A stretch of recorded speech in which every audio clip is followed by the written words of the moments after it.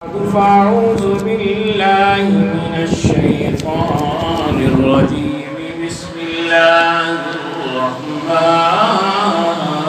الرحيم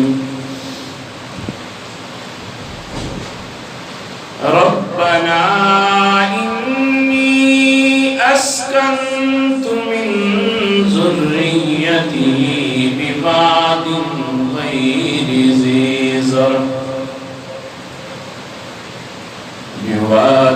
غير ذي زرع عند بيتك المحرم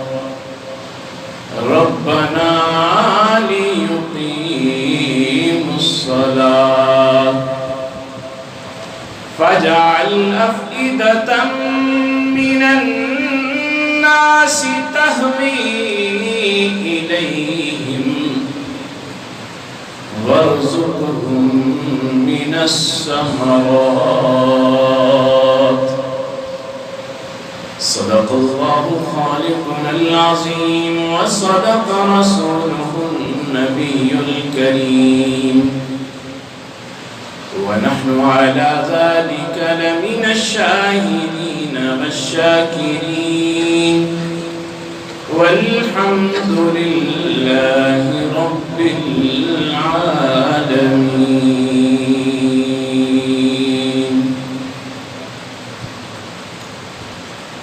یہاں صحرا ہی صحرا تھا چٹانیں ہی چٹانیں تھیں یہاں صحرا ہی صحرا تھا چٹانیں ہی چٹانیں تھیں جناب ہاجرہ اور ایک بچہ فقط دو ہی جانیں تھیں نہ دانا تھا نہ پانی تھا بھروسہ تھا فقط رب پر نہ دانا تھا نہ پانی تھا بھروسہ تھا فقط رب پر بڑی جب دھوپ کی گرمی تو آنے لگی جان لب پر کبھی اس سمت جاتی تھی کبھی اس سمت جاتی تھی خیال آتا تھا بچے کا تو فوراً لوٹ آتی تھی بہت ڈھونڈا نہ کچھ آثار پانی کے نظر آئے بہت ڈھونڈا نہ کچھ آثار پانی کے نظر آئے جدھر نظر اٹھتی تھی جل سے ہوئے پیلے نظر آئے سنی آواز ننھے کے بلکنے اور رونے کی سنی آواز ننھے کے رونے اور بلکنے کی تڑپ اٹھی کے ساتھ آ گئی ہے جان کھونے کی رگڑتے ایڑیاں دیکھا زمین پر اپنے بچے کو رگڑتے ایڑیاں دیکھا زمین پر اپنے بچے کو پکارا ہاجرہ نے کانپ کر اللہ سچے کو سب حضرات عقیدت اور محبت کے ساتھ نماز والا درود پڑھیں۔ اللهم صل على محمد وعلى آل محمد كما صليت على إبراهيم وعلى آل إبراهيم إنك حميد مجيد۔ اللهم بارك على محمد وعلى آل محمد كما باركت على إبراهيم وعلى آل إبراهيم إنك حميد مجيد۔ گرامی سامعین، معزز حاضرین، بزرگ دوستوں اور نوجوان ساتھیوں، گزشتہ جمعہ امام الموحدین جد الانبیاء والمرسلین سیدنا ابراہیم خلیل اللہ علیہ السلام کے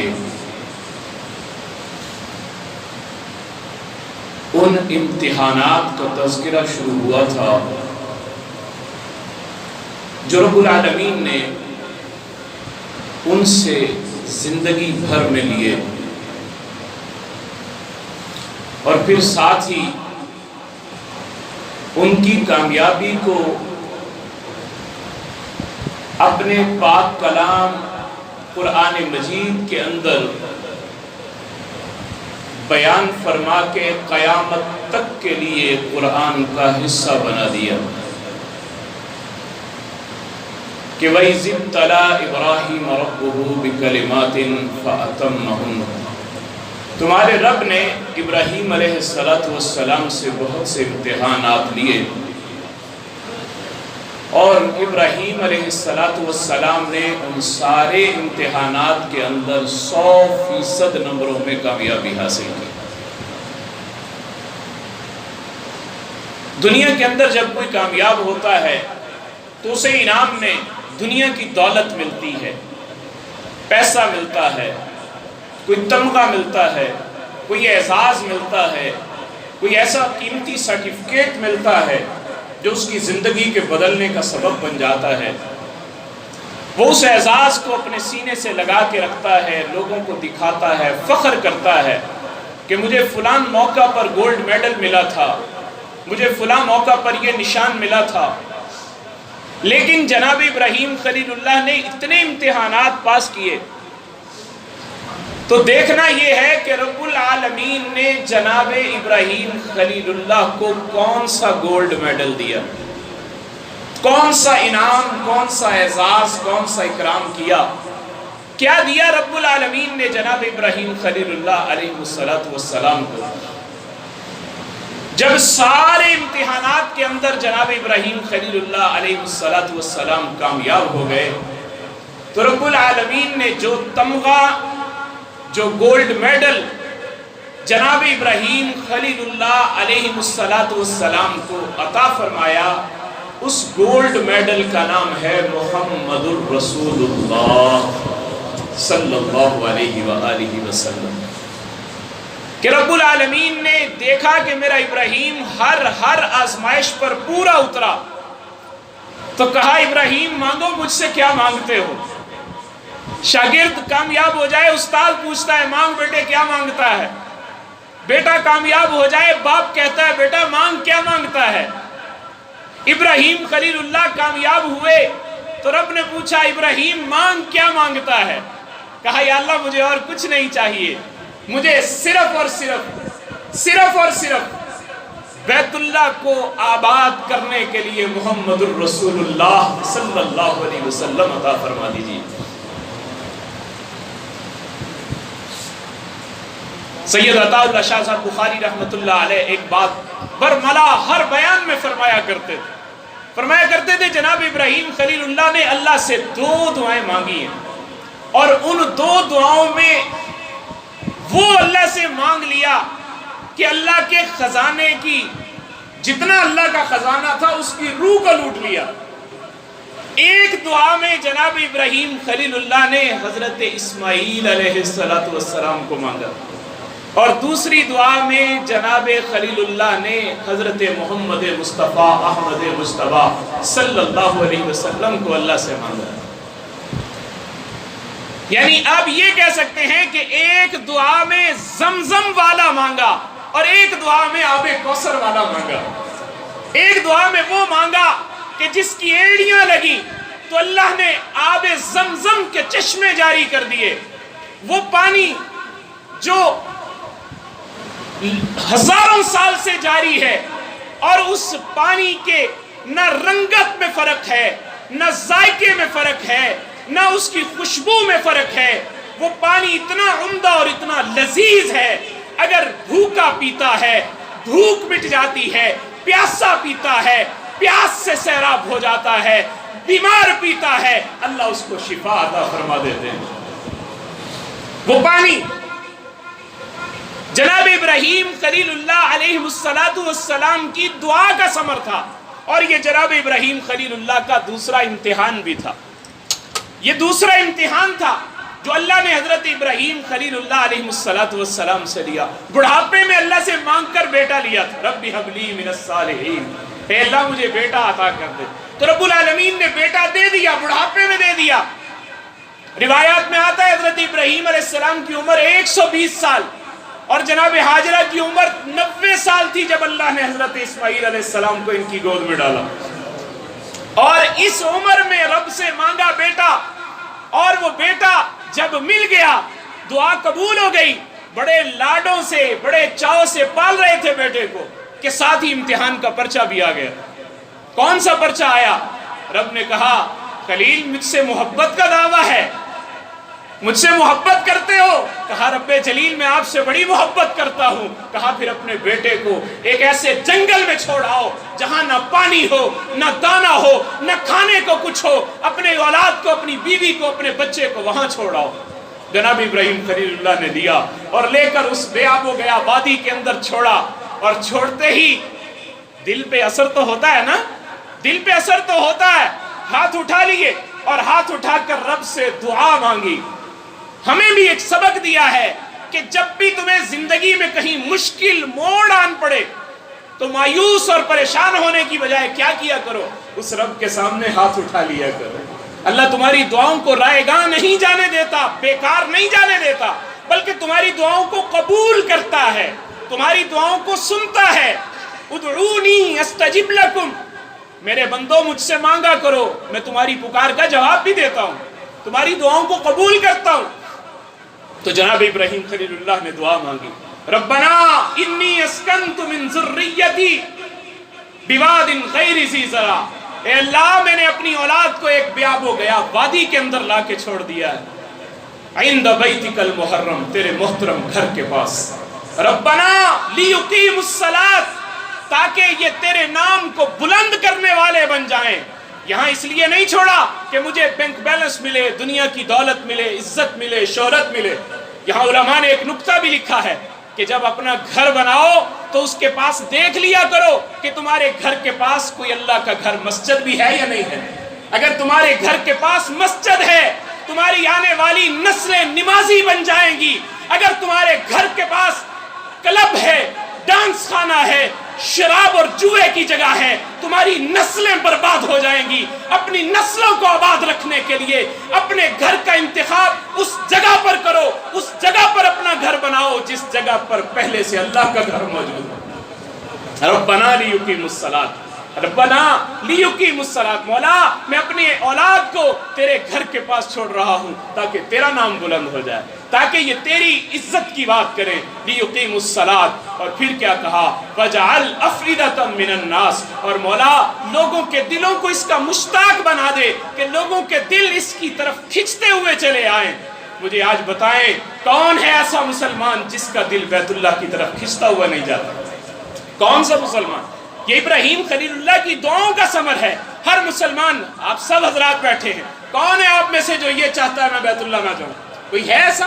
ہر ایک کی طلب ہے اللہ مجھے بار بار لے جائے، اور ہم بھی دعا کرتے ہیں مولا ہم سب کو بار بار لے جا، اور مقبول حاضری کی اللہ ہمیں توفیق نصیب فرما۔ کہ ربنا لیقیموا الصلاۃ فاجعل افئدۃ من الناس تہوی الیہم، کہ لوگ کھنچتے ہوئے اس کی طرف چلے آئیں، وارزقہم من الثمرات، اور مولا ان کو پھلوں سے رزق عطا فرما۔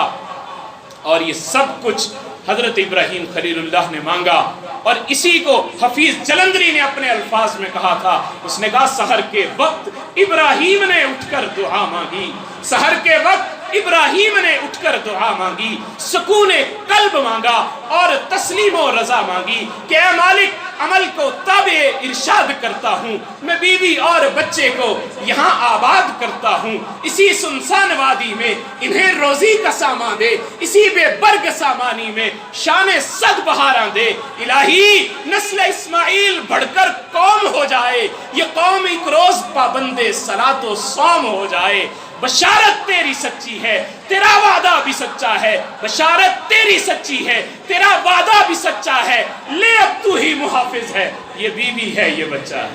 میں نے تیرے حکم کی تعمیل میں اپنی بیوی کو اپنے بچے کو یہاں لا کے چھوڑ دیا۔ اور جب بچے اور بیوی کو چھوڑا تو رب العالمین نے پھر ایک موقع آیا کہ اللہ نے ملنے کی اجازت دے دی، اللہ نے ملنے کی اجازت دے دی، اور ماں کی تڑپ تھی کہ بیٹے کو تڑپتا ہوا دیکھ رہی ہیں، بیٹا ایڑیاں مار رہا ہے، پانی ختم ہو گیا۔ جناب حاجرہ کبھی تشریف لے جاتی صفا کے اوپر، کبھی مروہ پہ تشریف لے جاتی، اور دوڑتے ہوئے چکر لگا رہی ہے، وہ ماں کی ممتا تھی، تڑپ رہی ہیں، صفا سے چلتی ہیں مروہ پہ چلی جاتی ہیں، مروہ سے چلتی ہیں صفا پہ آ جاتی ہیں، کبھی بچے کو دیکھ رہی ہیں، کبھی پانی کی تلاش میں دائیں بائیں نظر دوڑا رہی ہیں، اور اللہ کو یہ ادا اتنی پسند آئی، قیامت تک آنے والے حج اور عمرہ کرنے والوں کے لیے لازم کر دیا کہ ان الصفا والمروہ من شعائر اللہ، کہ صفا اور مروہ یہ اللہ کی شعائر میں سے ہے، جو وہاں جائے گا جناب حاجرہ کی سنت کو زندہ کرنا پڑے گا۔ دوڑتے ہوئے چکر لگاؤ، اور جا کر امام غزالی سے کسی نے پوچھا تھا حضرت حج کیا چیز ہے، حج کیا چیز ہے؟ تو امام غزالی نے تڑپ کر کہا تھا مجھ سے حج کا پوچھتے ہو تو سنو، حج حضرت حاجرہ کی اداؤں کا نام ہے، حج حضرت حاجرہ کی اداؤں کا نام ہے، حج حضرت اسماعیل علیہ السلام کی وفاؤں کا نام ہے، اور حج حضرت ابراہیم علیہ السلام کی دعاؤں کا نام ہے، ان کی دعاؤں کا نام۔ یہ حج معمولی چیز نہیں ہے، اس میں حضرت ابراہیم علیہ السلام کی دعائیں بھی ہیں، اس میں اسماعیل علیہ السلام کی وفائیں بھی ہیں، اور اس میں اس حضرت حاجرہ کی ادائیں بھی ہیں کہ اللہ نے ان اداؤں کو قیامت تک کی انسانیت کے لیے لازم کر دیا کہ ان الصفا والمروہ من شعائر اللہ، کہ یہ صفا مروہ پہ دوڑنا تمہارے حج کا، تمہارے عمرے کا میں نے حصہ بنا دیا۔ اللہ نے قبول کیا، اللہ نے قبول کیا، اور یہ ابراہیم علیہ السلام کے لیے امتحان تھا۔ اور جب پھر وہی بیٹا تھوڑا سا بڑا ہوا تو اللہ نے ایک اور پرچہ ڈال دیا، بیٹے کو باپ سے ملوا دیا۔ اب باپ خوش ہو گیا، میرا بیٹا مجھے مل گیا، مجھے بیٹا مل گیا، اب بیٹا ملا ہے، ساتھ ہی ایک اور پرچہ آ گیا، ساتھ ہی ایک اور پرچہ آ گیا۔ وہ کون سا؟ رب العالمین نے جب دیکھا کہ یہ بیٹا اب اتنا ہو چکا ہے کہ اب باپ کے ساتھ چل کے مسجد جانے کے قابل ہو گیا، باپ کے ساتھ دوڑنے کے قابل ہو گیا، اور جب اس عمر میں بچے پہنچتے ہیں بندے کو اپنی اولاد سے اور بھی زیادہ محبت ہو جاتی ہے کہ آج میرا بیٹا چلنے کے قابل ہو گیا۔ قرآن کہتا ہے جب بیٹا باپ کے ساتھ دوڑنے کے قابل ہو گیا، چلنے کے قابل ہو گیا، فلما بلغ معه السعی قال یا بنی انی ارا فی المنام، بیٹے کو دیکھا کہ بیٹے کی گردن پہ چھری چلا رہے ہیں، اور یہ امتحان آ گیا۔ اب نبی کا خواب بھی وہی ہوتا ہے، مجھے بتائیں، اور اگر یہی اولاد کی قربانی مجھے اور آپ کو دینا پڑتی، کیا ہم اس حکم کی تعمیل میں پورا اتر سکتے؟ کیا ہم اتر سکتے؟ لیکن وہ تو اللہ کے خلیل تھے، رب نے کہا بیٹے کو ذبح کر دو، جناب ابراہیم خلیل اللہ نے کہا لبیک یا جلیل، مولا تیرے نام پہ ایک بیٹا تو کیا، تو جتنے کہے میں اپنے اولاد کو قربان کرنے کے لیے تیار ہوں۔ اور بیٹا بھی کوئی عام نہیں، بلکہ بیٹا بھی وہ جو نبی بننے والا ہے، بیٹا بھی وہ جو وارث بننے والا ہے، بیٹا بھی وہ جو باپ کا سہارا بننے والا ہے، اور وہ بیٹا فلما بلغ معه السعی قال یا بنی، کہا ہے بیٹے انی ارا فی المنام، میں نے تجھے خواب میں دیکھا، انی اذبحک، میں تجھے ذبح کر رہا ہوں، فانظر ماذا تری، تو بتا تیری کیا رائے ہے۔ بیٹا بھی پھر خلیل اللہ کا تھا، فوراً کہنے لگا یا ابا تفعل ما تؤمر، اے ابا جان کر گزریے جو آپ کو حکم ملا ہے، تفعل ما تؤمر ستجدنی انشاءاللہ من الصابرین، اگر اللہ نے چاہا تو آپ مجھے صبر کرنے والوں میں سے پائیں گے، بے صبروں میں سے نہیں پائیں گے۔ تو میرے بھائیوں، یہ اللہ نے ابراہیم خلیل اللہ علیہ السلام سے اتنا بڑا امتحان لیا، اور جناب ابراہیم خلیل اللہ اس امتحان میں بھی پورے اترے۔ جب سارے امتحانات کے اندر پورے اترے تو جو گولڈ میڈل رب العالمین نے جناب ابراہیم خلیل اللہ کو عطا فرمایا، اور وہ ابراہیم علیہ السلام کو ملنے والے گولڈ میڈل کا نام تھا محمد الرسول اللہ صلی اللہ علیہ وسلم۔ اللہ نے پھر جناب اسماعیل علیہ السلام کی نسل سے امام الانبیاء فخر الانبیاء حضرت محمد مصطفیٰ احمد مجتبی صلی اللہ علیہ وسلم کو بھیج دیا، اور کہا کہ ابراہیم اب قیامت تک آنے والی انسانیت جب بھی نماز پڑھے گی، درود پاک پڑھے گی، اس کے اندر تجھ پر بھی درود بھیجے گی اور تیری آل پر بھی درود بھیجے گی۔ اللہم صلی علی محمد وعلی آل محمد کما صلیت علی ابراہیم وعلی آل ابراہیم انکا حمید مجید۔ اللہم بارک علی محمد وعلی آل محمد کما بارکت علی ابراہیم وعلی آل ابراہیم انکا حمید مجید۔ اے ابراہیم، قیامت تک آنے والا ہر فرد جب بھی نماز پڑھے گا، نماز کے اندر تجھ پر درود بھیجنا، تیری اولاد پہ رحمتوں کا نازل کرنے کی دعائیں کرنا، میں نے ان کی نماز کا حصہ بنا دیا ہے، اور میں نے ان کی نماز کا حصہ بنا کر تجھے قیامت تک کے لیے امت محمدیہ